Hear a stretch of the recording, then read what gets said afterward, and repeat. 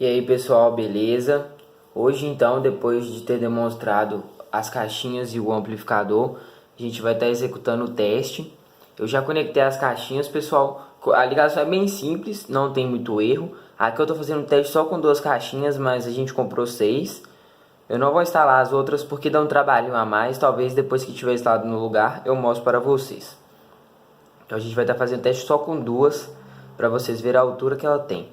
O amplificador então já está regulado no ajuste dele ali.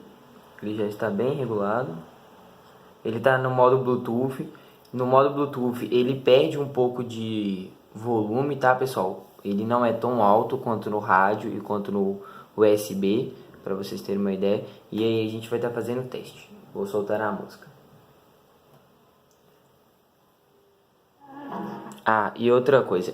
Ele tem um cooler de refrigeração que à medida que ele vai esquentando, ele vai rodando mais rápido. Vamos lá.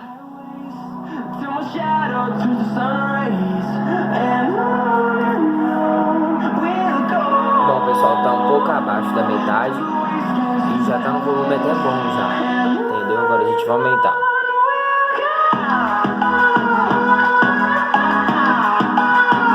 Tá no máximo e assim, é bem alto mesmo, galera.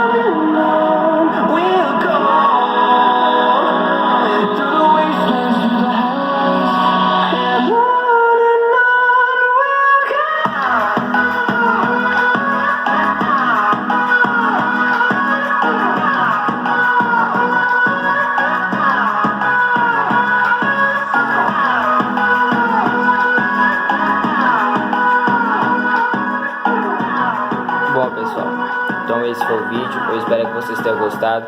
Não se esqueça de dar o like, o joinha, se inscreva no canal. E é isso aí galera, igual eu falei pra vocês do cooler, que eu vou abaixar o volume, ó. Não sei se tá dando pra escutar aí, mas o cooler foi ativado.